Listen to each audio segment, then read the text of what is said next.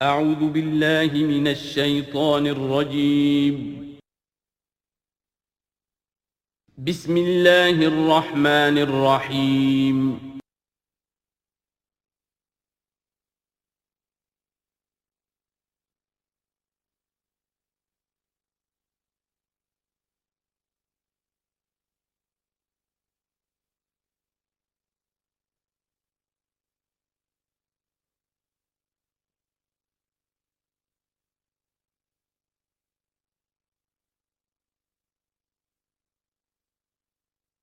اما بعد فاعوذ باللہ من الشیطان الرجیم براءۃ من اللہ ورسولہ الی الذین عاہدتم من المشرکین فسیحوا فی الارض اربعۃ اشہر واعلموا انکم غیر معجز اللہ وان اللہ مخزی الکافرین صدق اللہ العظیم رب اشرح لی صدری ویسر لی امری واحلل عقدۃ من لسانی یفقہوا قولی اللہم ربنا الہمنا رشدنا واعذنا من شرور انفسنا اللہم ارنا الحق حقا وارزقنا اتباعہ وارنا الباطل باطلا وارزقنا اجتنابہ اللہم طہر قلوبنا من النفاق واعمالنا من الرياء آمین یا رب العالمین۔ اب ہم اللہ کے نام سے سورہ توبہ کا آغاز کر رہے ہیں۔ یہ سورہ مبارکہ تجزیے کے اعتبار سے قرآن حکیم کی مشکل ترین صورت ہے۔ اس میں کئی خطبات ہیں جو مختلف مواقع پر نازل ہوئے ہیں، اور چونکہ قرآن مجید میں یہ چیز محفوظ نہیں ہے کہ کون سا خطبہ کس وقت نازل ہوا، اس کے حوالے سے بڑی تحقیق کی ضرورت ہوتی ہے، اور جن لوگوں نے اتنی تکلیف گوارا نہیں کی ہے وہ بہت سے مغالطوں میں خود بھی مبتلا ہوئے ہیں اور دوسروں کو بھی مبتلا کیا ہے۔ بہرحال پہلی بات تو یہ سمجھیے کہ یہ سورہ مبارکہ دو بڑے بڑے حصوں پر مشتمل ہے۔ پہلا حصہ پہلے 5 رکوعوں پر مشتمل ہے اور دوسرا حصہ 11 رکوعوں پر مشتمل ہے۔ فلسفہ دین اور فلسفہ رسالت کے اعتبار سے ان دونوں حصوں کے مابین فرق یہ ہے کہ نبی اکرم صلی اللہ علیہ وسلم کی جو بعثت ہوئی تھی، براہ راست بعثت جن میں سے آپ خود تھے، یہ بعثت خصوصی ہے، بعثت خاصہ ہے کہ جو مشرکین عرب کی طرف ہے، بنی اسماعیل کی طرف ہے۔ ایک آپ کی بعثت عمومی ہے پوری نوع انسانی کی طرف۔ آپ دو بعثتوں کے ساتھ مبعوث فرمائے گئے۔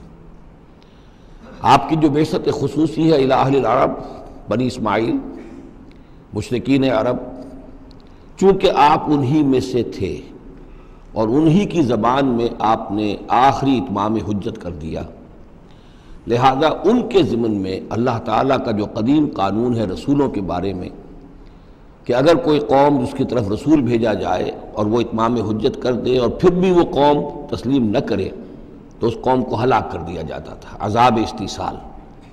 تو اس قوم کے حق میں تو یہ آخری فیصلہ جو ہے اللہ تعالیٰ کا اسی قانون کے تحت نافذ ہوا۔ اس آخری فیصلے کا جو معاملہ ہے وہ ہے جو پہلے 5 رکوعوں میں آیا ہے۔ یہ حضور صلی اللہ علیہ وسلم کی بعثت خصوصی سے متعلق ہے اہل عرب کی طرف۔ البتہ چونکہ آپ کی بعثت عمومی ہے پوری نوع انسانی کے لیے، آپ نے جزیرہ نما عرب میں دین کو غالب کر دیا، قائم کر دیا۔ بعثت خصوصی کا تو گویا کہ آخری مقصد آخری درجے میں مکمل ہو گیا، لیکن یہ بعثت عمومی کے کام کا آپ نے آغاز فرمایا ہے صلح حدیبیہ کے بعد۔ آپ نے 7 ہجری تک کوئی مبلغ، کوئی داعی کہیں باہر نہیں بھیجا، جب تک کہ جزیرہ نما عرب میں اس حد تک کامیابی نہیں ہو گئی کہ قریش نے آپ کو تسلیم کر لیا اور آپ کے ساتھ صلح کی، تو جس کو کہ اللہ تعالیٰ نے انا فتحنا لک فتحا مبینا قرار دیا ہے، اس وقت تک آپ نے اپنی پوری توجہ، آپ نے پورا وقت، اپنی ساری صلاحیتیں، اپنی قوتیں مرکوز رکھی ہیں جزیرہ نما عرب کے اندر۔ البتہ جب اس حد تک کام پورا ہو گیا سن 7 میں، سن 6 میں صلح حدیبیہ ہوئی ہے، تو اس کے بعد آپ نے نامہ بر بھیجے، اپنے خطوط بھیجے، قیصر کے نام بھیجا، کسریٰ کے نام بھیجا، مقوقس کے نام بھیجا، نجاشی بھی اب جو اس وقت تھا، وہ نجاشی جو ایمان لائے تھے فوت ہو چکے تھے، ان کی تو غائبانہ نماز جنازہ بھی حضور نے پڑھائی تھی۔ اب جو نجاشی تھے وہ مسلمان نہیں تھے، ان کے پاس بھی خط گیا۔ ان خطوط کے نتیجے میں سلطنت روما سے ایک ٹکراؤ شروع ہو گیا۔ غزوہ موتا ہوا اور اس کے بعد غزوہ تبوک۔ یہ جو دو غزوات ہیں ان کا تعلق حضور کی بعثت عمومی سے ہے کہ اب بیرون ملک عرب آپ کی دعوت کا اور آپ کی اقامت دین کی جد و جہد کا دائرہ وسیع ہو رہا ہے۔ تو 11 رکوع اس سورہ مبارکہ کے اس سے بحث کر رہے ہیں، وہ غزوہ تبوک کے گرد ہیں۔ ان میں سے 4 رکوع وہ ہیں کہ جو غزوہ تبوک کے لیے ذہنی تیاری کے لیے، اور اس کے بعد کچھ آیات وہ ہیں کہ جو تبوک جاتے ہوئے اور تبوک سے واپسی پر نازل ہوئیں، اور کچھ حصہ وہ ہے جو تبوک سے واپس آ کر نازل ہوا۔ وہ تو ہیں 11 رکوع جو 6 سے شروع ہو کر 16 تک جائیں گے مسلسل۔ البتہ پہلے 5 رکوع وہ ہیں کہ جن میں اندرون جزیرہ نما عرب، اندرون ملک آپ کے جو مشن تھا اس کی تکمیل کا جو آخری مرحلہ تھا اس کا اعلان ہو رہا ہے۔ اب یہ جو 5 رکوع ہیں ان میں بھی ایک عجیب تقسیم ہے۔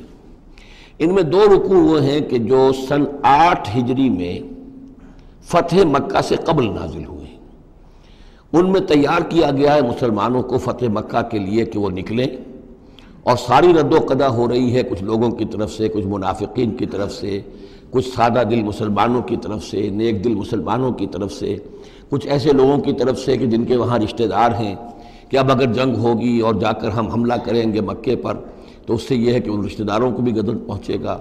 کچھ ایسے مسلمان تھے جن کی فیملیز وہاں تھیں اور انہیں اندیشہ تھا کہ وہ کہیں جب یہ چکی پیسے گی تو کہیں گندم کے ساتھ گھن بھی نہ پیس جائے۔ تو ایک رد و قدا ہے جو ان 2 رکوعوں میں آپ کو ملے گی کہ جو نازل ہوئے ہیں سن 8 میں فتح مکہ سے قبل، اور 3 رکوع وہ ہیں کہ جو نازل ہوئے ہیں سن 9 میں ذی قعدہ کے بعد۔ اور یہ جب کہ فتح مکہ ہو چکا، اس سال حضور نے حج نہیں کیا، پھر اگلے سال آپ نے بھی دوبارہ حج نہیں کیا، لیکن آپ نے ایک قافلہ بھیج دیا تھا کہ وہ جائے، اور اس کے امیر کی حیثیت سے حضرت ابوبکر صدیق رضی اللہ تعالیٰ عنہ تھے امیر الحج۔ لیکن جب وہ قافلہ روانہ ہو چکا تھا ذی قعدہ سن 9 میں، تو پھر وہ آیات نازل ہوئیں کہ جو 3 رکوعوں پر مشتمل ہیں، جن میں آخری اعلان کیا گیا ہے کہ اب آئندہ یہاں کوئی مشرک حج کے لیے نہیں آئے گا۔ سن 9 کا حج وہ مشترک تھا، اس میں اہل ایمان بھی تھے اور اہل شرک بھی تھے، مشرکین مکہ بھی تھے، ان کو بھی اجازت تھی۔ اور وہاں اعلان کیا گیا کہ آئندہ مشرکین کے ساتھ اللہ کا کوئی معاہدہ نہیں ہے، اور ایک مہلت دی جا رہی ہے اتنے وقت معین کی، اس کے اندر یا تو وہ اسلام لے آئیں اور یا ان کا قتل عام ہو جائے گا۔ یہ سخت ترین آیات ہے قرآن مجید کی کہ جو اس حصے میں نازل ہوئی ہیں، لیکن اس کا فلسفہ سمجھ لیجئے، یہ قائم مقام ہے اس عذاب استیصال کے جو عذاب قوم نوح پر آیا، قوم ہود پر آیا، قوم صالح پر آیا، قوم شعیب پر آیا، سدوم اور عمورہ کی بستیوں پر آیا، آل فرعون پر آیا۔ وہ اب مشرکین عرب پر اس لیے آنا ضروری تھا کہ ان کی طرف حضور بھیجے گئے، انہی کی زبان میں کتاب اتار دی گئی، ان پہ اتمام حجت ہو گیا، حق مبرہن ہو گیا۔ اب اگر وہ ایمان نہیں لا رہے ہیں تو عذاب استیصال کے مستحق ہو چکے ہیں۔ البتہ یہ کہ انہیں پہلی قسط جو دی گئی عذاب کی وہ تو غزوہ بدر کی شکل میں تھی، اب آخری یہ ہے کہ چیلنج کر دیا گیا کہ اب اتنی مدت کے اندر اگر تم ایمان لے آؤ گے تو تمہاری خیریت ہے، نہیں لاؤ گے تو تمہیں قتل کر دیا جائے گا۔ اور اس میں خود بخود امپلائڈ تھی یہ بات کہ اگر تم نہ ایمان لانا چاہو نہ قتل ہونا چاہو تو جزیرہ نما عرب کو خیر بات کہہ کے چلے جاؤ، جہاں سینگ سمائے چلے جاؤ، اب عرب میں نہیں رہ سکتے۔ اس جزیرہ نما عرب کو پاک کر دیا جائے گا شرک سے۔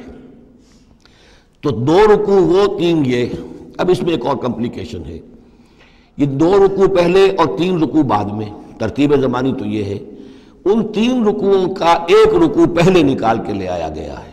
جیسے میں نے کہا تھا کہ سورہ انفال میں ایک آیت جو تھی کہ جو بڑی اہم تھی اور جو بڑی یوں سمجھیے کہ ایک حساس مسئلے پر تھی کہ مال غنیمت کا کیا ہوگا، اس کو پہلے لے آئے، حالانکہ اس کا اصل حکم، اس کی اصل بحث جو ہے وہ سورت کے اندر چل رہی ہے، جا کے وسط میں آ رہی ہے۔ اسی طریقے سے قرآن کا اسلوب ہے کہ جو خاص بہت اہم شے تھی، اگرچہ وہ ان 3 رکوعوں سے متعلق ہے جو بعد میں نازل ہوئے ہیں، لیکن ان کو پہلے سب سے پہلے صورت میں رکھ دیا گیا ہے۔ تو گویا کہ پہلے 5 رکوع بھی 3 حصوں میں ہیں۔ پہلا رکوع جو 6 آیات پر مشتمل ہے، یہ وہ 6 آیات ہیں جن کو دے کر حضرت علی کو بھیجا حضور نے صلی اللہ علیہ وسلم، وہاں جا کر حج کے اعلان کرو، اعلان عام کر دو میری طرف سے کہ اب مشرکین کے ساتھ کوئی معاہدے نہیں۔ اس کے بعد وہ 2 رکوع ہیں جو ایک سال پہلے جو ہے نازل ہوئے ہیں فتح مکہ سے قبل. پھر 2 رکوع وہی ہیں کہ جو ان 6 آیات کے تسلسل میں ہیں جو ذی قعدہ سن 9 ہجری میں نازل ہو رہے ہیں. تو یہ 3 حصوں میں پہلے 5 رکوع ہیں، لیکن ان 5 رکوعوں کا تعلق محمد الرسول اللہ صلی اللہ علیہ وسلم کی بعثت خصوصی کا جو تکمیلی مرحلہ ہے در حقیقت اس سے ہے. برات من اللہ ورسولہ، اعلان برات ہے، لا تعلقی کا اعلان ہے اللہ اور اس کے رسول کی طرف سے. الی الذین عاہدتم من المشرکین، ان لوگوں کی جانب جن سے اے مسلمانوں تم نے مشرکوں میں سے معاہدے کیے. اللہ کی طرف سے سارے معاہدے ختم. البتہ یہ بڑا کیٹیگوریکل سٹیٹمنٹ جو آیا ہے، اس کے بعد اس کے اندر تھوڑی تھوڑی وہ جو ہے تفصیل جب آئے گی تو اس میں رعایتیں دی گئی ہیں، لیکن اعلان ایسا ہے. اور اس صورت سے پہلے، یہ واحد صورت ہے قرآن مجید کی جس سے پہلے آیت بسم اللہ نہیں ہوتی، اور اس کا سبب یہ بیان کیا ہے حضرت علی رضی اللہ تعالیٰ عنہ نے کہ یہ صورت تو ننگی تلوار لے کر نازل ہوئی ہے. آیت بسم اللہ میں تو اللہ کے نام ہے الرحمن الرحیم، تو یہ صورت جو ہے یہ تو ننگی تلوار لے کر نازل ہوئی ہے. اہل شرک کے لیے جو اعلان اس میں کیا گیا ہے کہ ان کو قتل کیا جائے گا، قتل عام ہوگا، تو گویا کہ اس کے مضامین جو ہیں اللہ تعالیٰ کی وہ رحمانیت اور رحیمیت کے ساتھ بظاہر ان کی مناسبت نہیں ہے، اس لیے اس صورت سے قبل آیت بسم اللہ نہیں لکھی جاتی. واللہ عالم.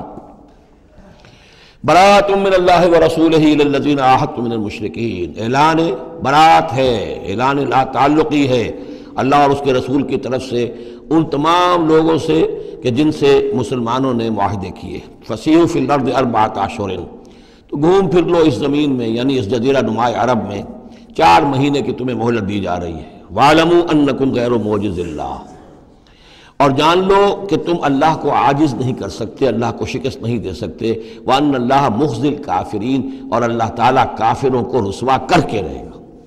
اب ان کے لیے یہ آخری جو ہے قسط جو ہے اللہ تعالیٰ کی طرف سے عذاب کی وہ آ کر رہے گی. یہ جو کیٹیگوریکل سٹیٹمنٹ آیا ہے یہ ان معاہدوں کے ضمن میں تھا کہ جن میں کوئی میعاد معین نہیں تھی، غیر میعادی معاہدے. عام معاہدہ ہے دوستی کا، نو وار پیکٹ ہے، اس کے لیے کوئی ٹائم لمٹ نہیں ہے. ان کے لیے تو کھلم کھلا کہہ دیا کہ ٹھیک ہے 4 مہینے کی ہم مہلت دے رہے ہیں، اس کے بعد ہمارا کوئی معاہدہ نہیں. اور یہ بالکل معقول بات ہے، اس لیے کہ ایک ہی دن میں نہیں کیا ہے. وہ بات بھی ہو گئی کہ معاہدہ پہلے جو ہے ان کی طرف پھینک دیا گیا، فَأَنبِذْ عَلَيْهِمْ عَلَىٰ سَوَاءٍ، اعلان کیا جا رہا ہے، اور پھر ایک دن میں اقدام بھی نہیں ہو رہا، 4 مہینے دیے جا رہے ہیں. تو یہ ہے معاملہ ان کا جو معاہدے غیر میعادی تھے جن میں کوئی مدت معین نہیں تھی.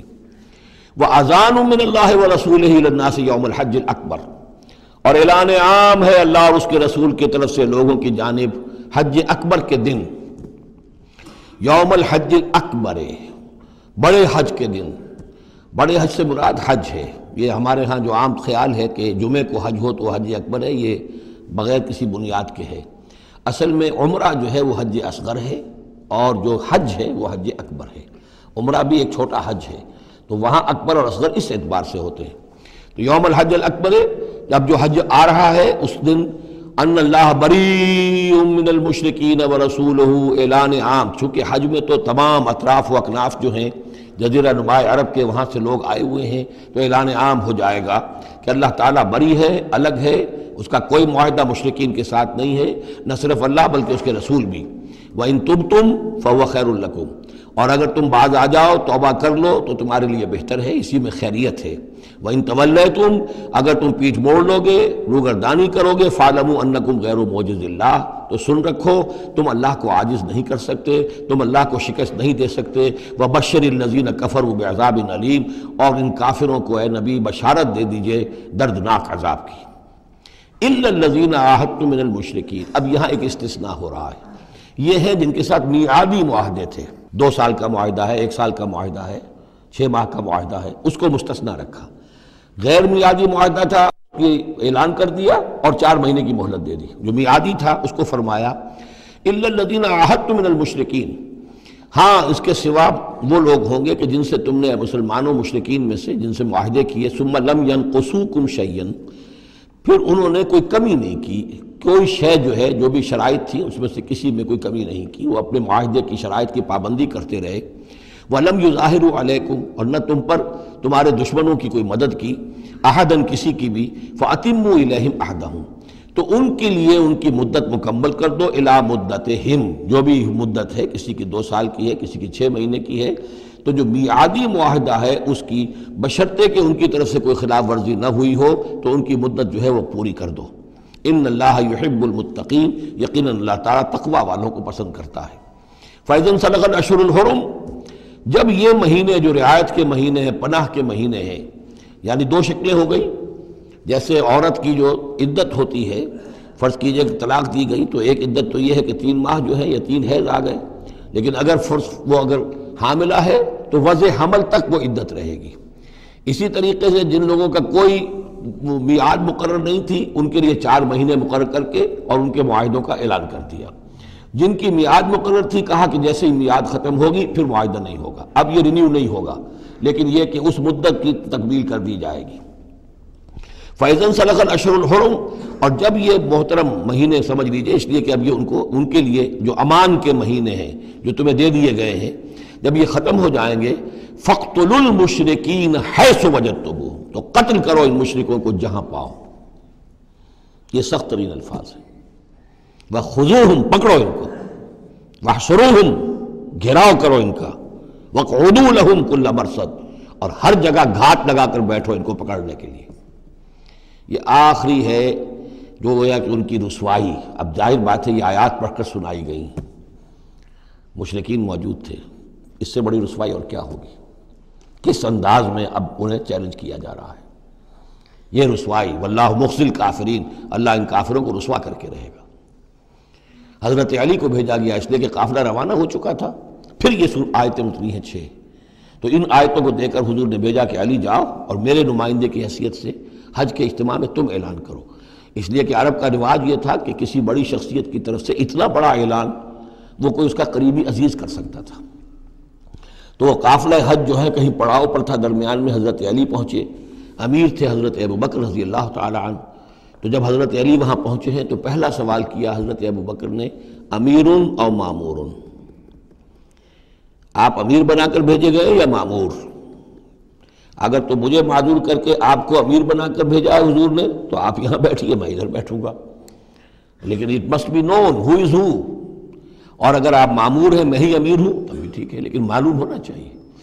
یہ نظم کا معاملہ ہے دین کے اندر، جماعتی زندگی، اور مسلمانوں کا حال یہ ہو گیا کہ سب سے زیادہ غیر منظم قوم دنیا میں مسلمانوں کی۔ یہاں یہ کہ آتے ہی پہلی بات یہ ہو رہی ہے امیرون اور معمورون، بات طے ہو جانی چاہیے، آپ امیر ہو کر آئے ہیں تو میں چارج دیتا ہوں آپ کو، اور معمور ہے تو مجھے معلوم ہونا چاہیے۔ ان کا معمورن، میں معمور ہی بنا کے بھیجا گیا ہوں، امیر الحج آپ ہی ہیں، البتہ ان آیات کا اعلان میں کروں گا حضور کی طرف سے حج کے اجتماع میں، اس میں یہ اعلان ہو رہا ہے۔ فَإِذَا انسَلَخَ الْأَشْهُرُ الْحُرُمُ فَاقْتُلُوا الْمُشْرِكِينَ حَيْثُ وَجَدتُّمُوهُمْ وَخُذُوهُمْ وَاحْصُرُوهُمْ وَاقْعُدُوا لَهُمْ كُلَّ مَرْصَدٍ فَإِن تَابُوا وَأَقَامُوا الصَّلَاةَ وَآتَوُا الزَّكَاةَ، پھر اگر وہ توبہ کریں، نماز قائم کریں، زکوٰۃ ادا کریں، فَخَلُّوا سَبِيلَهُمْ، تو ان کا راستہ چھوڑ دو، کھول دو، مسلمان ہو گئے۔ ان اللہ غفور الرحیم، یقیناً اللہ غفور الرحیم ہے۔ وَإِنْ أَحَدٌ مِّنَ الْمُشْرِكِينَ اسْتَجَارَكَ، اور اگر مشرکین میں سے کوئی شخص آپ سے پناہ طلب کرے، حتیٰ یسمع کلام اللہ، اتنا بڑا ہمیں الٹیمیٹم دے دیا گیا ہے، بہت سے لوگ ہوں گے ابھی تک انہوں نے توجہ کی نہیں، سوچا ہی نہیں محمد کیا کہہ رہے ہیں، کیا دعوت ہے۔ اب یہ کہ تمام جزیرہ نماء عرب کے لوگوں کو اتنا بڑا الٹیمیٹم آ گیا ہے تو وہ سنجیدگی سے سوچنے پہ مجبور ہوئے کہ یہ کیا بات ہے، کیا دعوت ہے جس کے لیے ہمیں یہ الٹیمیٹم دے دیا گیا۔ تو اگر ان میں سے کوئی آپ سے امن مانگے، امان مانگے، پناہ طلب کرے تاکہ وہ آپ کے پاس آ کر اللہ کا کلام سنے، حتیٰ یسمع کلام اللہ، یہ آیت میں نے کوٹ کی تھی تعارف قرآن میں کہ قرآن اللہ کا کلام ہے، وہ اس حوالے سے حتیٰ یسمع کلام اللہ، یہاں تک کہ وہ آپ کے پاس آئیں، اللہ کا کلام سنیں، ثم ابلغہ مامنہ، پھر انہیں ان کی امن کی جگہ پر پہنچا دیں۔ یہ نہ ہو کہ وہیں کہہ گیا اب کرو فیصلہ، اسلام قبول کرتے ہو کہ نہیں کرتے، ورنہ تمہاری گردن اڑاتے ہیں، نہیں، وہ امان لے کر آیا تھا، کلام اللہ سننا چاہتا تھا، اب فیصلہ وہ جو بھی کرے لیکن اس کو جا کر اپنے گھر اس کے امن کی جگہ تک پہنچا دو۔ ثم ابلغہ مامنہ ذالک بانہم قوم لا یعلمون، اور یہ اس لیے کہ یہ لوگ ہیں کہ جو علم نہیں رکھتے، انہیں پتہ ہی نہیں ہے، یہ ابھی تک غافل ہی رہے، انہوں نے سنجیدگی سے سوچا ہی نہیں ہے کہ یہ دعوت کیا ہے۔ یہ 6 آیات جو ہیں ان کا سلسلہ اب جڑے گا چوتھے رکوع کے ساتھ جا کر۔ اب جو دوسرا رکوع اور تیسرا رکوع آ رہے ہیں یہ ہے کہ جو سن 8 ہجری میں فتح مکہ سے قبل نازل ہوئے، اور اس میں مسلمانوں کو آمادہ کیا جا رہا ہے قریش کے خلاف جنگ کرنے کے لیے۔ اگرچہ جنگ بالفعل نہیں ہوئی لیکن کیا معلوم تھا، ممکن ہے خونریزی ہو جائے، ممکن ہے مکے کی گلیاں جو ہیں وہ خون کی ندیاں جو ہیں اس میں بہنے لگے، سارے اندیشے تھے۔ وہ تو جو ہو گیا وہ تو بعد میں معلوم ہوا کہ کیا ہوا ہے، لیکن بہرحال اس میں جو ریلیکٹنس تھی، کچھ لوگوں میں بربنائے منافقت، کچھ لوگوں میں بربنائے شرافت اور ایک سادہ لوحی، کچھ لوگوں میں اس وجہ سے کہ ان کے اعزاء اور اقربا وہاں تھے اور انہیں اندیشہ یہ تھا کہ کہیں وہ گیہوں کے ساتھ وہ گھن بھی نہ پس جائے۔ کیف یکون للمشرکین عہد عند اللہ وعند رسولہ، اصل میں یوں ذہن میں رکھیے کہ جو صلح حدیبیہ ہوئی تھی اس کو خود قریش کے حلیف قبیلے نے توڑ دیا، اور اب حضور صلی اللہ علیہ وسلم سے سیرت میں آپ نے پڑھا ہی ہوگا کہ ابو سفیان جو سردار ہیں مکے کے، وہ آئے ہیں چل کر یہ درخواست لے کر کہ حضور اس صلح کی تجدید کر دیجئے۔ حضور نے تجدید نہیں کی، سفارشیں بھی کروائیں انہوں نے جو بھی کروا سکتے تھے، حضرت علی سے کوشش کی، اپنی بیٹی حضرت ام حبیبہ رضی اللہ تعالی عنہا وہ حضور کی زوجہ محترمہ تھیں، وہاں گئے، انہوں نے بھی مطلب یہ کہ کوئی حوصلہ نہ دیا، بلکہ وہاں تو واقعی اور ہو گیا کہ وہ گئے اپنی بیٹی کے ہاں، حضور کا بستر بچھا ہوا تھا، بیٹھنے لگے تو ام حبیبہ رضی اللہ تعالی عنہا نے فرمایا کہ ابا جان ذرا ٹھہریے، وہ ٹھٹک کر کھڑے رہ گئے تو بستر طے کر دیا، اب بیٹھ جائیے۔ اب یہ سردار قریش، انہوں نے کہا کہ یہ بستر میرے لائق نہیں تھا یا میں اس بستر کے لائق نہیں تھا۔ حضرت ام حبیبہ فرماتی ابا جان آپ اس بستر کے لائق نہیں ہیں، یہ نبی کا بستر ہے اور آپ ناپاک ہیں، آپ مشرک ہیں، تو اب کیا کہیں، ان سے سفارش کرو میری۔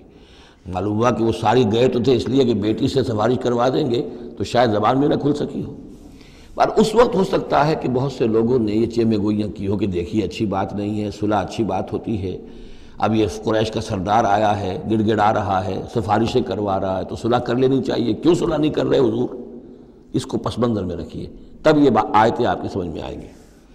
کیف یکون للمشرکین عہد عند اللہ، کیسے ہو سکتا ہے مشرکین کے لیے کوئی عہد اللہ کے نزدیک، وعند رسولہ اور اس کے رسول کے نزدیک، الا الذین عاہدتم من المسجد الحرام، سوائے ان کے کہ جن کے ساتھ تم نے معاہدہ کیا تھا مسجد حرام کے پاس، صلح حدیبیہ، فما استقاموا لکم فاستقیموا لہم، تو جب تک وہ اس پر قائم رہے، سیدھے رہے تمہارے لیے، تم بھی قائم رہو، سیدھے رہو۔ ان اللہ یحب المتقین، لیکن اللہ تعالیٰ متقیوں کو پسند کرتا ہے۔ یعنی جب تک انہوں نے نہیں توڑا تھا معاہدہ، ہم نے بھی پیروی کی، ہم نے اس کی پوری جو ہے پوری پابندی کی، لیکن یہ کہ اب جب کہ ان کی طرف سے یہ توڑا جا چکا ہے تو اب کوئی دباؤ نہیں ہے، کوئی اخلاقی اصول نہیں ہے کہ لازماً معاہدے کی تجدید کی جائے، اب صورتحال کو دیکھنا ہے۔ حضور کو پورا اندازہ ہو چکا تھا کہ اب ان مشرکین میں اتنا دم نہیں ہے کہ وہ مقابلہ کر سکیں، تو معاہدے کا مطلب کیا ہوتا کہ کفر اور شرک کو ایک فریش لیز آف ایگزسٹنس دے دیا جائے، 10 سال کے لیے اگر معاہدہ کریں 10 سال کے لیے کفر جو ہے ڈنکا بجائے گا، تو حضور کو پورا اندازہ تھا، اس لیے آپ نے تجدید نہیں کی۔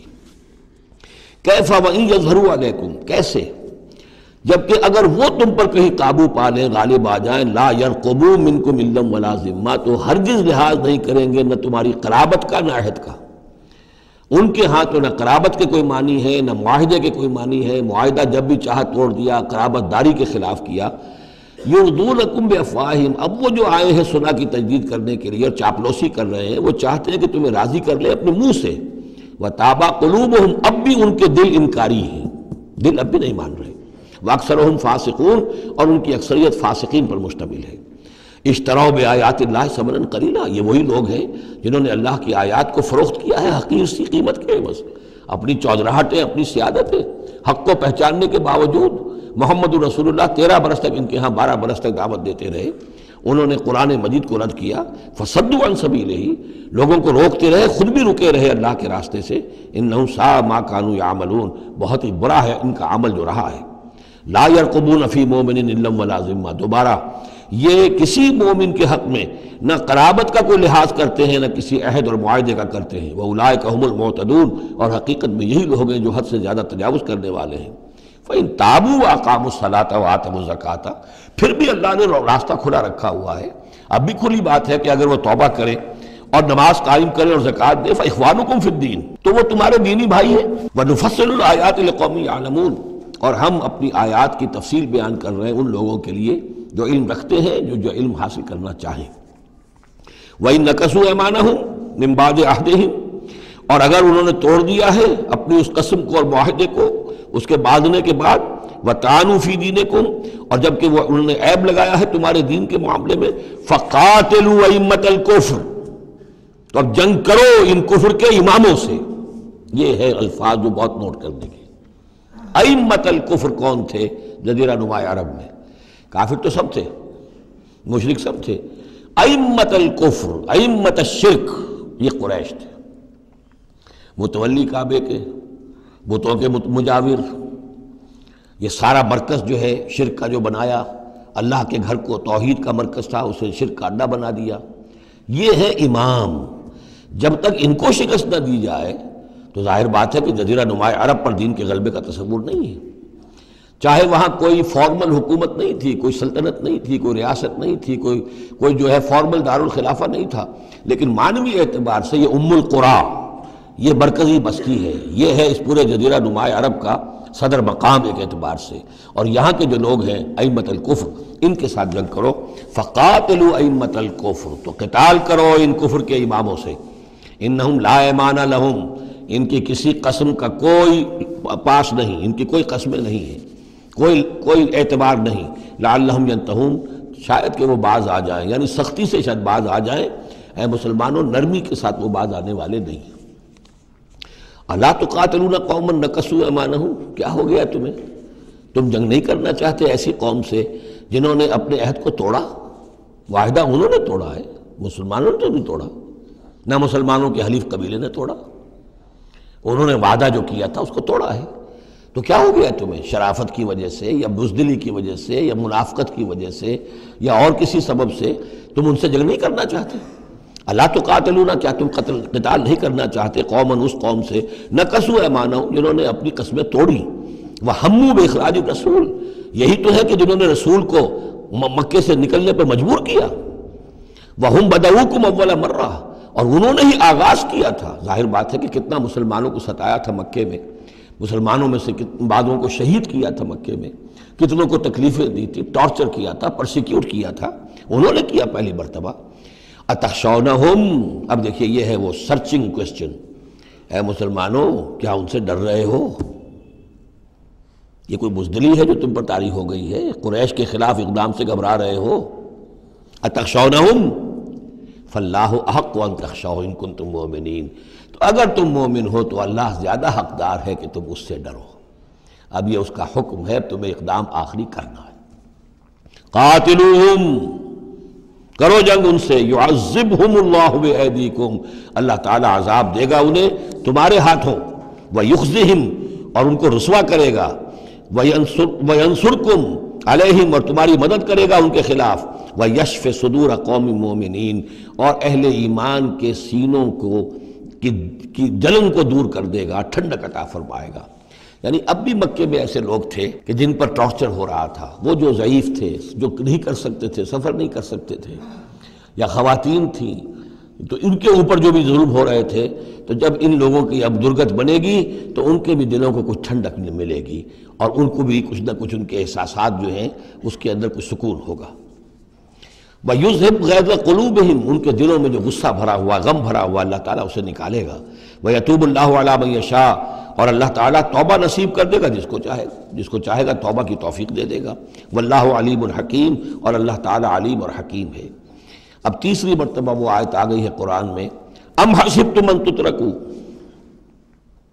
ام حسبتم ان تدخلوا الجنة ولما يأتكم مثل الذين خلوا من قبلكم مستهم البأساء والضراء وزلزلوا حتى يقول الرسول والذين معه متى نصر الله الا ان نصر الله قریب۔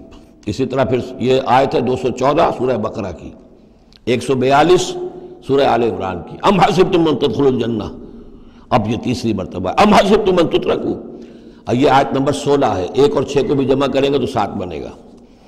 ام حسبتم ان تترکوا، تم چھوڑ دیے جاؤ گے، ولما یعلم اللہ الذین جاہدوا منکم، ابھی تو اللہ نے دیکھا ہی نہیں کون ہے تم میں سے حقیقتاً جہاد کرنے والے، دوسری قوموں کے خلاف جہاد کرنا اور تھا، اب اپنی قوم کے خلاف جہاد کرنے کے لیے جانا، ظاہر بات ہے کہ اس کے اندر ایک اور اضافی امتحان ہے جو اللہ تمہارا لے لینا چاہتا ہے۔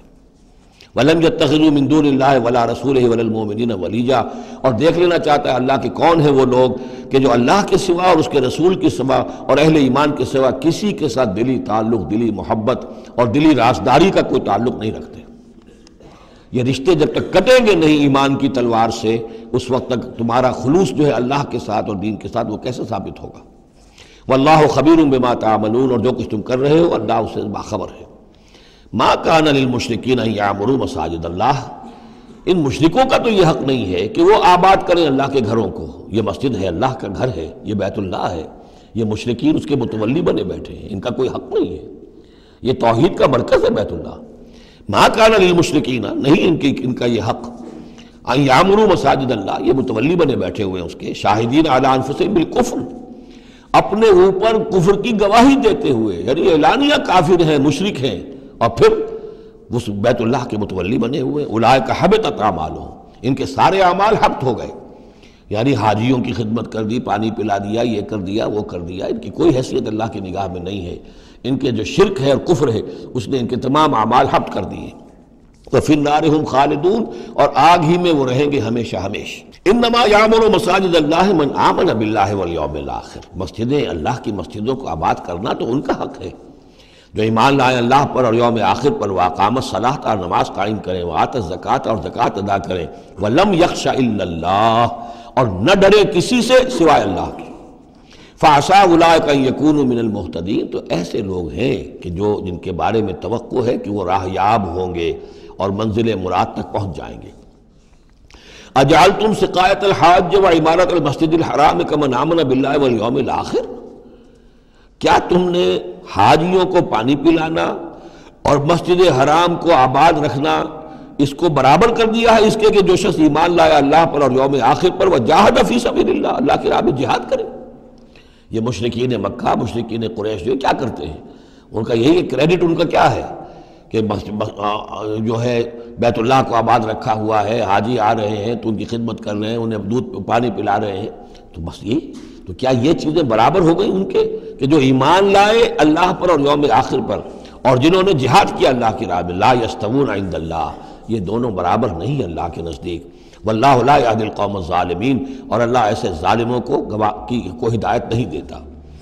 الذین آمنوا وہاجروا وجاہدوا فی سبیل اللہ باموالہم وانفسہم، وہ لوگ جو ایمان لائے، جنہوں نے ہجرت کی، پھر جہاد کیا اللہ کی راہ میں اپنے مالوں سے اور اپنی جانوں سے، اعظم درجۃ عند اللہ، ان کا بہت بلند و بالا اور بہت عظیم رتبہ ہے اللہ کے نزدیک۔ واولئک هم الفائزون، اور حقیقت میں وہی ہیں کامیاب ہونے والے۔ یبشرہم ربہم برحمت منہ ورضوان، انہیں بشارت دیتا ہے ان کا رب اپنی رحمت، خاص اپنے خزانہ فضل سے رحمت کی، ورضوان، اور رضامندی کی، وجنات لہم فیہا نعیم مقیم، اور ان باغات کی کہ جن کے اندر بہت ہمیشہ رہنے والی نعمتیں ہوں گی، خالدین فیہا ابدا، جن میں وہ رہیں گے ہمیشہ ہمیش۔ ان اللہ عندہ اجر عظیم، یقیناً اللہ تعالیٰ ہی کے پاس بہت بڑا اجر ہے۔ یا ایھا الذین آمنوا لا تتخذوا آباءکم واخوانکم، اب چونکہ کچھ مسلمانوں کو جیسا کہ میں نے عرض کیا یہ ہوگا کہ آخر وہ ہمارے باپ ہیں، وہاں پہ بھائی ہیں، اب یہ جنگ ہوگی، چلیے ابھی تک امید تھی کہ وہ لوگ شاید ایمان لے آئیں تو ہمارے ساتھ ہو جائیں، ابھی تک وہ ایمان نہیں لائے ہیں، اب اگر ادھر سے چڑھائی ہوگی ہمیں جانا پڑے گا، اپنے ہاتھوں جو ہے وہ اپنے رشتہ داروں کو، اپنے بھائی بندوں کو قتل کرنا پڑے گا۔ یہ چیز جو رکاوٹ بن رہی تھی، تو ذرا اب اس کے اوپر ایک ضرب لگ رہی ہے ان دو آیتوں میں، اور قرآن مجید کی اہم ترین آیتوں میں سے اگلی آیت ہے جو آئے گی اس کے بعد، آیت نمبر 24۔ یا ایھا الذین آمنوا لا تتخذوا آباءکم واخوانکم اولیاء، اے اہل ایمان اپنے باپوں اور بھائیوں کو اپنے ولی اور دوست اور حمایتی مت سمجھو، مت بناؤ۔ ان استحبوا الکفر علی الایمان، اگر انہوں نے ایمان کے مقابلے میں کفر کو پسند کیا ہے، اگر اب بھی تمہارے دل میں ان کے لیے محبت ہے اور تمہارے دل میں وہ تعلق جو ہے موجود ہے، تو اس کا مطلب یہ ہے کہ پھر ایمان کے ساتھ رشتہ تمہارا مضبوط نہیں ہے، اللہ کے لیے غیرت نہیں ہے، دین کے لیے، توحید کے لیے غیرت نہیں ہے۔ یا ایھا الذین آمنوا لا تتخذوا آباءکم واخوانکم اولیاء ان استحبوا الکفر علی الایمان ومن یتولہم منکم، تو جو کوئی بھی ان کے ساتھ وہ ولایت کا تعلق رکھے گا، دوستی اور جو پشت پناہی کا، وہ فاولئک هم الظالمون، تو خود وہ بھی پھر ظالموں میں شریک ہو جائیں گے۔ اب وہ آیت آ رہی ہے، خاصی طویل آیت ہے اور یہ بہت ہی اہم آیت ہے۔ قل، اے نبی ان سے کہہ دیجئے، ان کان آباؤکم وابناؤکم واخوانکم وازواجکم وعشیرتکم واموال اقترفتموها وتجارۃ تخشون کسادها ومساکن ترضونها احب الیکم من اللہ ورسولہ وجہاد فی سبیلہ فتربصوا حتی یاتی اللہ بامرہ واللہ لا یہدی القوم الفاسقین۔ اے نبی ان سے کہہ دیجئے، اگر ہوں تمہیں تمہارے باپ اور تمہارے بیٹے اور تمہارے بھائی اور تمہاری بیویاں یا بیویوں کے لیے شوہر اور تمہاری برادری رشتہ دار، اور وہ مال جو تم نے بہت محنت سے کمائے ہیں، جمع کیے ہیں، وہ تجارت جس کے مندے کا تمہیں خطرہ رہتا ہے، ڈرتے رہتے ہو، اور وہ حویلیاں اور وہ محل جو تم نے بنائے ہیں تمہیں بہت پسند ہیں، مساکن ترضونہا، اگر یہ 8 چیزیں محبوب تر ہیں، احب الیکم، ان 8 کی محبت زیادہ ہے تمہارے دلوں میں، من اللہ ورسولہ وجہاد فی سبیلہ، اللہ کی محبت، رسول کی محبت، اللہ کی راہ میں جہاد کی محبت، اگر یہ 3 محبتیں کم ہیں، وہ زیادہ ہیں، فتربصوا، تو جاؤ انتظار کرو، دفع ہو جاؤ، فتربصوا، جاؤ انتظار کرو، حتی یاتی اللہ بامرہ، یہاں تک کہ اللہ اپنا فیصلہ سنا دے، واللہ لا یہدی القوم الفاسقین، اللہ ایسے فاسقوں کو راہیاب نہیں کرتا۔ بہت سخت آیت ہے، بہت اہم آیت ہے، بڑی کیٹیگوریکل ہے۔ ہر شخص اپنے باطن میں ایک ترازو نصب کرے، اپنے باطن میں، کسی اور کو نہ ناپیے تولیے، یہ اپنے آپ کو تولیے۔ بل الانسان علی نفسہ بصیرہ، انسان اپنے آپ سے خوب واقف ہے۔ ایک میں ڈالیے پلڑے کے اندر یہ 8 محبتیں، باپوں کی محبت، بیٹوں کی، بھائیوں کی، بیویوں کی یا شوہروں کی، اسپاؤسز کی، یا اس کے بعد رشتہ داروں کی، اور 3 شکلیں ہیں مال کی، وہ مال جو جمع کیا ہے، اور وہ تجارت جو بڑی محنت سے جمائی ہے، اس کا مندے کا اندیشہ رہتا ہے، اور وہ گھر بنائے ہیں، محل بنائے ہیں، کوٹھیاں بنائی ہیں، ولاز بنائے ہیں، بڑے ان کو سجایا ہے، ڈیکوریٹ کیا ہے۔ اگر ان 8 چیزوں کی محبت تمہارے دل میں زیادہ ہے، اللہ کی محبت، اس کے رسول کی محبت، اللہ کی راہ میں جہاد کی محبت سے، یہاں یہ تیسری چیز ہے کانکریٹ۔ پہلی 2 تو آپ کہہ سکتے ہیں میرے دل میں بڑی محبت ہے، آپ کو کیا پتہ، ٹھیک ہے بھائی، ہو سکتا ہے ٹنوں محبت ہو اللہ کی آپ کے دل میں، اور رسول کا بھی عشق ہو سکتا ہے کہ ٹنوں ہو آپ کے دل میں، لیکن تیسری محبت تو نظر آ جائے گی، اللہ کی راہ میں جہاد کی محبت کتنی ہے۔ اگر یہ 3 محبتیں ہلکی ہیں، وہ پلڑا بھاری ہے، فتربصوا حتی یاتی اللہ بامرہ، تو جاؤ انتظار کرو یہاں تک کہ اللہ اپنا فیصلہ سنا دے، اور اللہ ایسے فاسقوں کو، ایسے ناہنجاروں کو، ایسے سرکشوں کو اللہ تعالیٰ ہدایت نہیں دیتا۔ یہ سیلف اسیسمنٹ سکیم ہے، ہر شخص خود اپنا جائزہ لے، کہاں کھڑا ہے، اس کی allocation of time, allocation of energies, اپنی صلاحیتیں کہاں لگا رہا ہے، کہاں کھپا رہا ہے، کس کام میں لگا رہا ہے۔ اسی کو پھر علامہ اقبال نے ایک شعر میں جمع کر دیا ہے، یہ مال و دولت دنیا، یہ رشتہ و پیوند، بتان وہم و گما، لا الہ الا اللہ۔ مال و دولت دنیا کی 3 شکلیں، دولت جیسے بھی ہو، ایسٹس ہوں، بینک بیلنس ہو، سٹاکس ہوں، جو بھی ہو، یہ مال و دولت دنیا۔ نمبر 2 جائیداد ہے، نمبر 3 بزنس ہے یا کیریئر ہے، پروفیشن ہے، اور رشتہ و پیوند جو سب سے قریبی ہو سکتے ہیں، باپ، بیٹا، بھائی اور سپاؤس، اور جو بھی اور رشتہ دار ہیں۔ یہ مال و دولت دنیا، یہ رشتہ و پیوند، بتان وہم و گما، یہ صرف بت ہیں، ہمارے اپنے وہم کے، توہم کے، ان کی کوئی حقیقت نہیں ہے۔ بتان وہم و گما، لا الہ الا اللہ۔ اگر لا الہ الا اللہ کی شمشیر سے ان بتوں کو آپ توڑ نہیں دیں گے، اور جب تک ٹھیک ہے حق ہے ان کا، بیوی کا حق ہے، اولاد کا حق ہے، ان لنفسک علیک حقا، لیکن وہ تابع رہے، ان 3 چیزوں کے تابع رہے، تب تک ٹھیک ہے۔ اور اگر ان 3 چیزوں سے وہ اوپر چلا گیا، کوئی بھی ایک بھی، تو بس وہ توحید ختم ہے، اب وہ شرک ہے۔ لقد نصرکم اللہ فی مواطن کثیرۃ ویوم حنین، اور اے مسلمانوں تمہاری اللہ نے مدد کی بہت سے مواقع پر، اور خاص طور پر یوم حنین۔ اب ظاہر بات ہے کہ یہ حصہ وہ ہے جو نازل ہو رہا ہے، جو کہ ہم کون سے رکوع میں پہنچ گئے؟ چوتھے رکوع میں پہنچ گئے. تو چوتھا اور پانچواں پھر وہ ہے جو ذی قعدہ سن 9 میں نازل ہو رہا ہے. تیسرا رکوع جہاں ختم ہوا وہ 2 رکوع ختم ہو گئے کہ جو قریش پر حملے کے ضمن میں اور مکے کی طرف اقدام کے ضمن میں جو رد و قدع ہو رہی تھی، اور وہ فتح مکہ سے پہلے نازل ہوئے سن 8 ہجری میں، رمضان سے قبل. اب یہ پھر وہی سلسلہ جڑ گیا جو 6 آیتیں ہم پہلے پڑھائے ہیں ذی قعدہ سن 9 ہجری میں جو نازل ہوئی اسی کے ساتھ. اب ظاہر بات ہے کہ اس وقت جو ہے غزوہ حنین بھی ہو چکا تھا. لقد نصرکم اللہ فی مواطن کثیرۃ، اللہ نے تمہاری مدد کی ہے مسلمانوں بہت سے مواقع پر. ویوم حنین، حنین کے دن بھی کی. اذ اعجبتکم کثرتکم، جب کہ تمہیں اپنی کثرت پر ناز ہو گیا تھا. اب یہ بھی یہ نہ سمجھیے کہ سب مسلمانوں کو ہو گیا تھا. حضور جب فتح مکہ کے وقت آئے ہیں مکے میں تو 10,000 مسلمان آپ کے ساتھ تھے. پھر اس کے بعد آپ نے جب طائف پر حملے کا فیصلہ کیا اور اس کے بعد آپ میدان میں نکلے اور حنین کی جنگ ہوئی ہے تو 12,000 کا لشکر آپ کے ساتھ تھا. 10,000 وہ تھے اور 2,000 یا تو وہ لوگ تھے جو فتح مکہ کے بعد ایمان لائے، 9 مسلم سمجھ لیجئے اسی وقت جو ایمان لائے، اور یا ابھی وہ مشرک ہی تھے لیکن چونکہ اب وہ رعایا ہو گئے مسلمانوں کی تو وہ بھی گویا کہ شریک تھے اس میں ان کے خادموں اور معاونین کی حیثیت سے. 12,000 کا یہ لشکر جب گزر رہا تھا ایک وادی سے، اور اس وادی کے دونوں طرف پہاڑیاں تھیں، تو جو تیر انداز تھے اور وہ بہت ہی نشانے والے لوگ تھے تو انہوں نے مورچے بنا رکھے تھے پہاڑیوں کے اوپر، ان کے اوپر سے تیروں کی بوچھاڑ آئی ہے.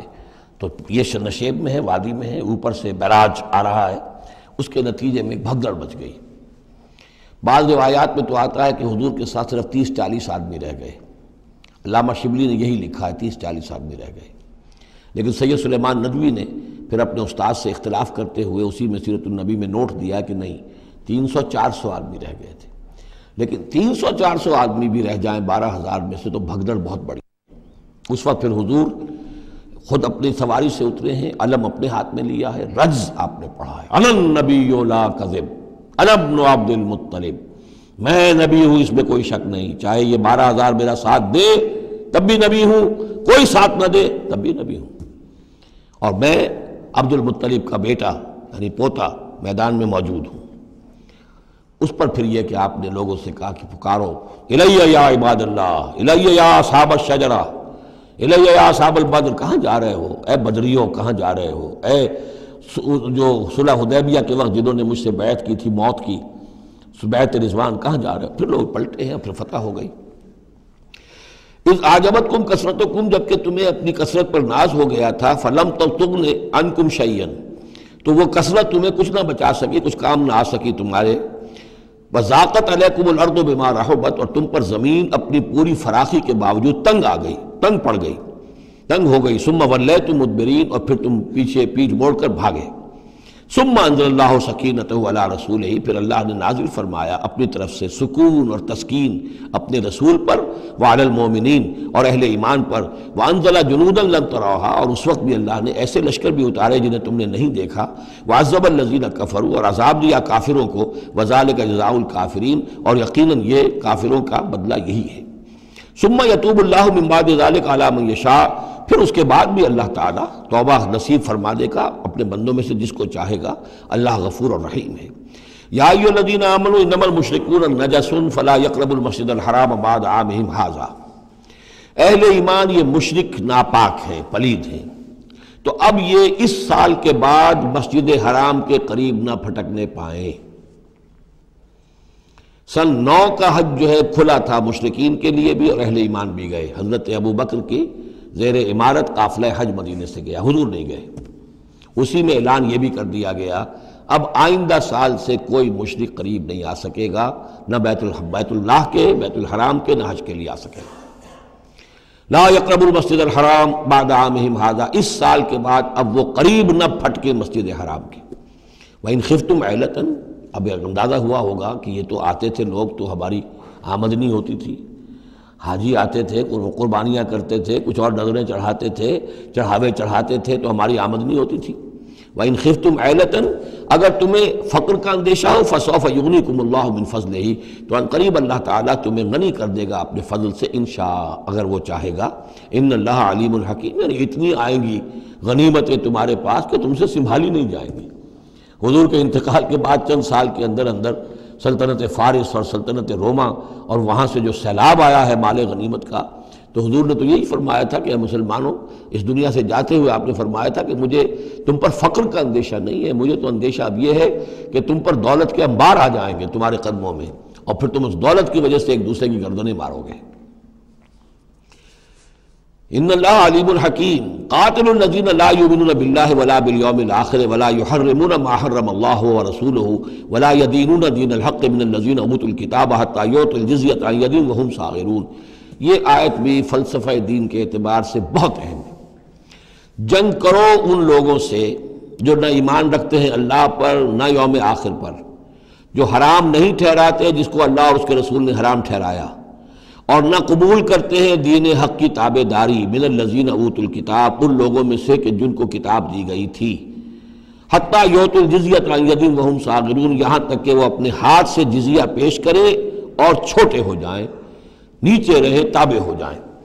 یہ فرق ہے جو کیا گیا ہے۔ مشرکین عرب کے لیے تو کوئی آپشن نہیں تھا، یا ایمان لاؤ یا گردن مار دی جائے گی، اس لیے کہ ان میں سے تھے حضور صلی اللہ علیہ وسلم، ان پر اتمام حجت بدرجہ آخر ہو گیا۔ لیکن یہ کہ باقی لوگوں کے لیے، نصارہ اور یہود کے لیے بھی، اور اسی کے تابع بقیہ پوری نوع انسانی ہے، تمام انسان، پھر فارس کے لوگ تھے یا ہندوستان کے لوگ تھے یا اور تھے، ان سب کے لیے قانون یہی رہا ہے۔ کسی کے لیے یہ چیلنج نہیں ہے کہ تم یا ایمان لاؤ یا قتل کر دیے جاؤ گے، اس کے بعد کسی کے لیے نہیں۔ یہ خاص وقت تھا اس قوم کے لیے اس عذاب کا کہ جس قوم نے ایک رسول کی دعوت کو رد کیا تھا۔ اب اس کے بعد کوئی رسول ہے بھی نہیں، موجود نہیں ہے، بنفس نفیس تو موجود نہیں ہے، معنوی طور پر ہے، وہ واقعتاً جو ہے مادی طور پر تو نہیں ہے۔ اس حوالے سے بقیہ پوری نوع انسانی کا معاملہ کیا ہے؟ ان کے سامنے یہ ہے کہ قتال ان سے بھی کیا جائے گا، جنگ ان سے بھی کی جائے گی، یہاں تک کہ وہ تابع ہو جائیں، اللہ کے دین کی بالادستی کو قبول کر لیں، لیکن اس کے نیچے وہ یہودی رہیں، وہ مجوسی رہیں، وہ ہندو رہیں، وہ سکھ رہیں، وہ پارسی رہیں، وہ جو بھی چاہے رہیں، انڈیویجول کو کسی کو اسلام لانے پہ مجبور نہیں کیا جائے گا، اور یہ نہیں ہوگا کہ گردن اڑا دی جائے گی یا اسلام لاؤ۔ وہ معاملہ تھا مشرکین عرب کے لیے۔ یہ جو زمین و آسمان کا فرق، اس کو اچھی طرح سمجھ لیجئے۔ یہی وجہ ہے کہ پھر جب دور صحابہ میں اور دور خلافت راشدہ میں فوجیں نکلی ہیں صحابہ کی، تو 3 آپشنز دیتے تھے وہ۔ ایمان لے آؤ، تم ہمارے برابر کے ہو جاؤ گے، تمہارے حقوق ہمارے حقوق برابر، ہم یہ بھی نہیں کہیں گے ہم سینئر ہیں تم جونیئر ہو، تمہارے حق کا برابر، بالکل برابر۔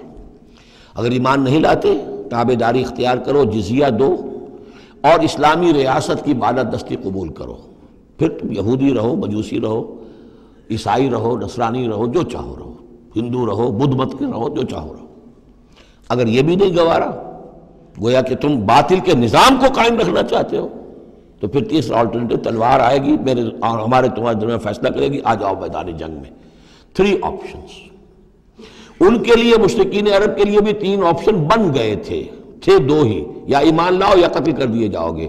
تیسرا آپشن یہ تھا کہ جزیرہ نما عرب چھوڑ کر جہاں چاہو بھاگ جاؤ، یہاں نہیں رہ سکتے ہو، لیکن یہ اس میں امپلائڈ تھا نہیں، کلیئر نہیں تھا، اسپیلٹ آؤٹ نہیں تھا۔ لیکن ان کے لیے یہ دوسرا آپشن تھا، قاتل الذین لا یؤمنون باللہ، قتال کرو ان سے جو ایمان نہیں رکھتے اللہ پر نہ یوم آخر پر، ولا یحرمون ما حرم اللہ ورسولہ، نہ حرام ٹھہراتے ہیں اور سمجھتے ہیں ان چیزوں کو جو اللہ اور اس کے رسول نے حرام کی ہیں، ولا یدینون دین الحق، اور نہ دین حق کو قبول کرنے کے لیے اور اس کی تابع داری کرنے کے لیے تیار ہیں، من الذین اوتوا الکتاب، اہل کتاب میں سے، ان سے بھی جنگ کرو، حتی یعطوا الجزیۃ عن ید، یہاں تک کہ وہ دیں جزیہ ہاتھ سے، وہم صاغرون، اور چھوٹے ہو کر رہے، اسلام کی بالادستی قبول کریں۔ وقالت الیہود عزیر ابن اللہ، اور یہودیوں نے یہ اعتقاد گھڑ لیا تھا کہ عزیر اللہ کے بیٹے ہیں۔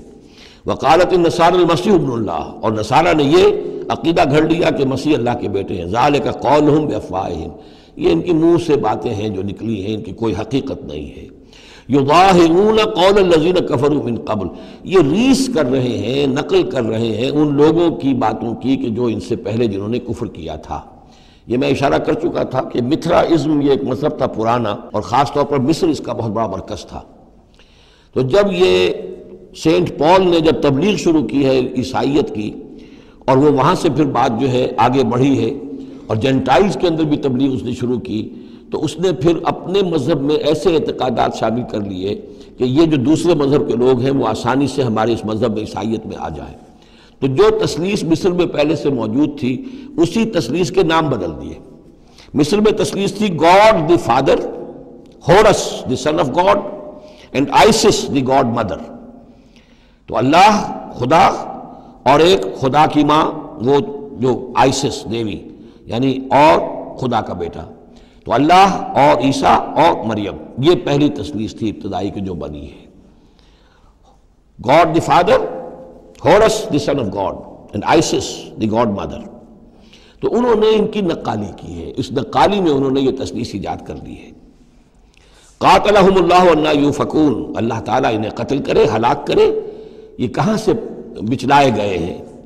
اتخذوا احبارهم ورهبانهم اربابا من دون اللہ۔ دوسری جو سب سے بڑی گمراہی ہوئی عیسائیوں میں وہ یہ ہے کہ انہوں نے اپنے احبار اور رہبان کو بھی رب بنا لیا اللہ کے سوا۔ اب یہ جو ہے اس پر اعتراض کیا تھا، اعتراض نہیں سوال کیا تھا حضرت عدی ابن حاتم نے، جو مشہور ہیں حاتم طائی، بہت بڑے جو سخی تھے، وہ تو خیر فوت ہو چکے تھے حضور کی بعثت سے قبل، اور وہ عیسائی تھے۔ ان کے بیٹے تھے یہ عدی ابن حاتم، یہ ایمان لے آئے، لیکن ایک روز انہوں نے حضور سے پھر یہ کہا کہ حضور یہ بات کچھ سمجھ میں نہیں آئی، قرآن کہتا ہے کہ ہم نے بحیثیت عیسائی اپنے احبار اور رہبان کو اپنا خدا بنا لیا، ارباب بنا لیا، تو ایسی بات تو نہیں ہے، تو اس کا مفہوم کیا ہے؟ تو آپ نے فرمایا کیا یہ صحیح نہیں ہے کہ جس شے کو وہ حلال کہہ دے تم حلال مان لیتے ہو، جس شے کو وہ حرام کہہ دے تم حرام مان لیتے ہو؟ کہ جی یہ تو ہے، تو یہی تو خدا بنا مان لینا ہے۔ یعنی قانون سازی کا حق اللہ کو حاصل ہے، یہاں پوپ صاحب کو پورا اختیار ہے، جو چاہے فیصلہ کر دے۔ تو 2000 سال تک تو حضرت مسیح کو سولی دینے کا الزام یہودیوں پر رہا، اب آ کر اچانک انہوں نے ایک ڈیکری، ایک فرمان کے ذریعے سے بری کر دیا، تاریخ کو بدل دیں، حرام کو حلال کر دیں، حلال کو حرام کر دیں۔ یہی ہمارے ہاں بھی ایک پوپ ہوتے ہیں، یہ جو ہمارے یہاں اسماعیلی ہیں، ان کا جو امام حاضر ہے وہ معصوم ہے، اور وہ جس چیز کو چاہے حلال کر دے، جس چیز کو چاہے حرام کر دے۔ انہوں نے بھی شریعت ساقط کی ہوئی ہے، اسماعیلیوں پر شریعت نہیں ہے۔ ایک اسماعیلی وہ ہے جو ہنزا وغیرہ میں رہتے ہیں، ان کے ہاں شریعت ہے، یہ پرانے اسماعیلی ہیں کہ جو باہر سے آ کر یہاں پر آباد ہوئے تھے۔ ایک یہ گجرات کے علاقے میں آ کر جب اسماعیلیوں نے اپنی تبلیغ کی ہے تو انہوں نے وہی کیا جو سینٹ پال نے کیا تھا، شریعت ساقط کر دی۔ اور جو ہندوؤں کا عقیدہ تھا اس کے اندر 9 اوتار تھے، 9 اوتار آ چکے ہیں دنیا میں اللہ کے، ان کا کہ حضرت علی 10ویں اوتار ہیں، دشم اوتار، وہ دشم اوتار ان کے عقیدے میں شامل ہو گیا، اور جو ان کا امام حاضر ہے اسے پورا اختیار حاصل ہے، شریعت کی جس چیز کو چاہے منسوخ کر دے، جو چیز چاہے حرام قرار دے دے، جو چیز چاہے حلال قرار دے دے، یہ ہے دین۔ تو اتخذوا احبارهم ورهبانهم، تو یہ تو گویا کہ خدا ہی بنا لیا، یہ اختیار تو خدا ہی ہے۔ اربابا من دون اللہ، انہوں نے اللہ کے سوا ان کو بھی رب بنا لیا ہے۔ والمسیح ابن مریم، اور مسیح ابن مریم کو تو پوچھتے ہیں۔ وما امروا الا لیعبدوا الہا واحدا، انہیں نہیں حکم دیا گیا تھا مگر اس بات کا کہ وہ پوجیں صرف ایک الہ کو، لا الہ الا ہوا، نہیں ہے کوئی معبود اس کے سوا، سبحانہ عما یشرکون، وہ پاک ہے اس سے کہ جو شرک یہ کر رہے ہیں۔ یریدون ان یطفئوا نور اللہ بافواہہم، یہ چاہتے ہیں کہ اللہ کے نور کو بجھا دیں اپنے منہ کی پھونکوں سے۔ وَيَأْبَى اللَّهُ إِلَّا أَن يُتِمَّ نُورَهُ وَلَوْ كَرِهَ الْكَافِرُونَ، اور اللہ کو ہرگز منظور نہیں ہے مگر یہ کہ وہ اپنے نور کا اتمام فرما کر رہے، چاہے یہ کافروں کو کتنا ہی ناگوار ہو۔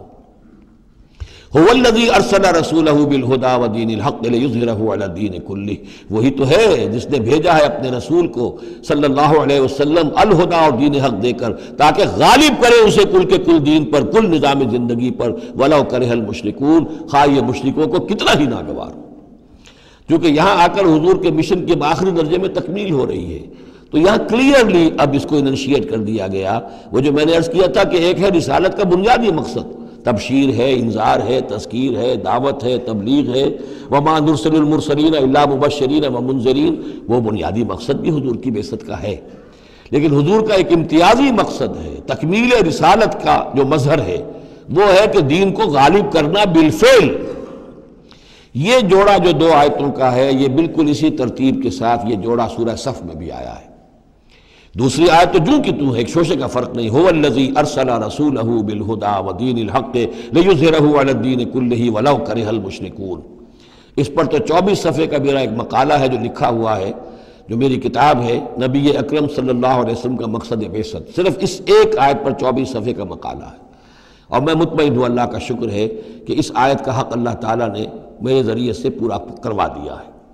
اس میں کسی اعتبار سے، اس لیے کہ لوگ اس میں سے اپنے لیے راستے نکالتے ہیں، چور دروازے، یا تو جی اللہ غالب کرنے والا ہے، کوئی انسان غالب کرنے والے تھوڑا ہی ہیں، اور یہ ہے اور وہ ہے، اس لیے کہ جو آدمی کام چور ہے چاہتا ہے کسی طریقے سے کوئی راہ فرار ہو، بھاگنے کا کوئی راستہ مل جائے، لیکن آپ اگر اس کو پڑھیں گے تو معلوم ہوگا کوئی راستہ فرار کا نہیں ہے۔ ہر جو بھی ممکن ہو سکتی ہے نحوی اعتبار سے، جو امکان ہو، سب کو میں نے لے کر اور ثابت کر دیا ہے کہ اس میں کہیں فرار کا راستہ نہیں۔ البتہ پہلی آیت میں تھوڑا سا فرق ہے، وہ آیت جو ہے وہاں ہے یریدون لیطفئوا، یہاں ہے ان یطفئوا، بس اتنا فرق ہے۔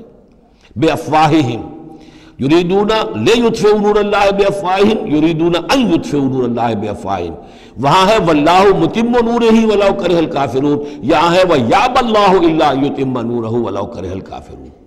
یہ تو چاہتے ہیں کہ اپنے منہ کی پھونکوں سے، جس کو کہ پھر مولانا ظفر علی خان نے خوب اس کی تعبیر کی ہے، نور خدا ہے کفر کی حرکت پہ خندہ زن، پھونکوں سے یہ چراغ بجھایا نہ جائے گا۔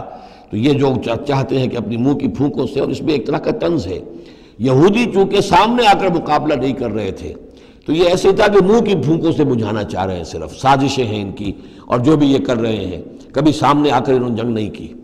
یریدون ان یطفئوا نور اللہ بافواہہم واللہ متم ویابی اللہ الا ان یتم نورہ ولو کرہ الکافرون هو الذی ارسل رسولہ بالہدی ودین الحق لیظہرہ علی الدین کلہ ولو کرہ المشرکون۔ یا ایھا الذین آمنوا ان کثیرا من الاحبار والرہبان لَيَأْكُلُونَ أَمْوَالَ النَّاسِ بِالْبَاطِلِ وَيَصُدُّونَ عَنْ سَبِيلِ اللَّهِ وَالَّذِينَ يَكْنِزُونَ الذَّهَبَ وَالْفِضَّةَ وَلَا يُنْفِقُونَهَا فِي سَبِيلِ اللَّهِ فَبَشِّرْهُم بِعَذَابٍ أَلِيمٍ۔ یہ آیت بھی بہت اہم ہے، اس لیے کہ جو مسلمان امتوں کے اندر علماء اور احبار اور صوفیاء، یا آپ ایک لفظ استعمال کریں مذہبی پیشوا، جو بھی ایک طبقہ بن جاتا ہے، اگر ان میں دنیا کی محبت اور مال کی محبت آ جائے، ایک عام کاروباری آدمی ہے، دنیا کا کاروبار کرتا ہے، اب ظاہر بات ہے حلال ذریعے سے کما رہا ہے، اچھا کھائے اچھا پہنے، ٹھیک ہے، کوئی جائیداد بھی بناتا ہے، کوئی حرام کام نہیں ہے، اس کی اولاد کو منتقل ہو جائے گی، لیکن یہ کہ جو شخص دین کی خدمت میں لگا ہوا ہے، اب اسے فرض کیجئے کوئی ہدیہ دے رہا ہے، کوئی اس کو اگر فرض کیجئے تحفہ دے رہا ہے یا کسی طریقے سے، تو دین کے لیے دے رہا ہے۔ اگر یہ لوگ بھی اپنے پاس دولت جمع کریں، اگر یہ اپنی جائیدادیں بنائیں، تو یہ بدترین انسان ہے آسمان کی چھت کے نیچے کے۔ یہ سمجھ لیجیے اچھی بات، عام آدمی کے لیے قانون اور ہوگا۔ اس حدیث کو ذہن میں لے آئیے، حضور نے فرمایا یوشک ان یاتی علی الناس زمان، مجھے اندیشہ ہے لوگوں پر ایک وقت ایسا آ جائے گا، کیسا آ جائے گا؟ لا یبقی من الاسلام الا اسمہ، اسلام میں سے اس کے نام کے سوا کچھ نہیں بچے گا۔ ولا یبقی من القرآن الا رسمہ، قرآن میں سے اس کے رسم الخط کے سوا کچھ نہیں بچے گا۔ مساجدہم عامرۃ، ان کی مسجدیں آباد بہت ہوں گی، شاندار ہوں گی، وہی خراب من الہدی، ہدایت سے خالی ہوں گی۔ وعلماؤہم شر الناس تحت ادیم السماء، اور ان کے علماء آسمان کی چھت کے نیچے کے بدترین انسان ہوں گے۔ من عندہم تخرج الفتنۃ وفیہم تعود، انہی میں سے فتنہ برآمد ہوگا، انہی میں گھس جائے گا۔ تو یا ایھا الذین آمنوا، اہل ایمان، ان کثیر من الاحبار والرہبان، یقیناً بہت سے علماء اور درویش، لَيَأْكُلُونَ أَمْوَالَ النَّاسِ بِالْبَاطِلِ، وہ لوگوں کے مال ہڑپ کرتے ہیں باطل طریقے سے، وَيَصُدُّونَ عَنْ سَبِيلِ اللَّهِ، اور وہ روکتے ہیں لوگوں کو اللہ کے راستے سے، وَالَّذِينَ، اور کوئی نئی دعوت اٹھی ہے، کوئی اللہ کا بندہ جو ہے لوگوں کو دین کی طرف بلا رہا ہے، یہ اپنی مسندیں جب خطرے میں دیکھتے ہیں تو نہیں چاہیں گے کہ ہمارے عقیدت مند جو ہے وہ کسی بھی ایسی دعوت کی طرف رخ کریں اور متوجہ ہو جائیں۔ ان کی جائیدادیں بن رہی ہیں، بڑے بڑے ایسٹس بنا رہے ہیں، جب مرتے ہیں تو چھوڑ کر جائیدادیں جاتے ہیں، ان کی اولادوں کے پھر آپس میں مقدمے ہوتے ہیں، جھگڑے ہوتے ہیں۔ فرمایا والذین یکنزون الذھب والفضۃ، اور وہ لوگ کہ جو دفینے بناتے ہیں، جمع کرتے ہیں اپنے پاس سونا اور چاندی، ولا ينفقونها فی سبیل اللہ، اور وہ خرچ نہیں کرتے اس کو اللہ کی راہ میں، فبشرہم بعذاب علیم، تو ان کو بشارت دے دیجیے عذاب علیم کی، دردناک عذاب کی۔ یوم یحمى علیہا فی نار جہنم، جس دن کہ ان کو تپایا جائے گا ان چیزوں کو جہنم کی آگ میں، فتقویٰ بہا جباہہم، اور اسی سونے اور چاندی کو تپا تپا کر اس سے پھر داغے جائیں گے ان کے ماتھے بھی، وجنوبہم اور ان کے پہلو بھی، وظہورہم اور ان کی پیٹھیں بھی، ھذا ما کنزتم لانفسکم یہ ہے جو تم نے کنز کیا تھا اپنے لیے، جو دولت جمع کی تھی، جو خزانے بنائے تھے، فذوقوا ما کنتم تکنزون تو اب مزہ چکھو اس کا جو تم نے کنز بنایا تھا۔ اس آیت کے بارے میں بعض باتیں اور بھی ہیں، انشاءاللہ وہ پھر اگلے نشست میں بیان کروں گا۔ بارک اللہ لی ولکم فی القرآن العظیم ونفعنی وإیاکم بالآیات والذکر الحکیم۔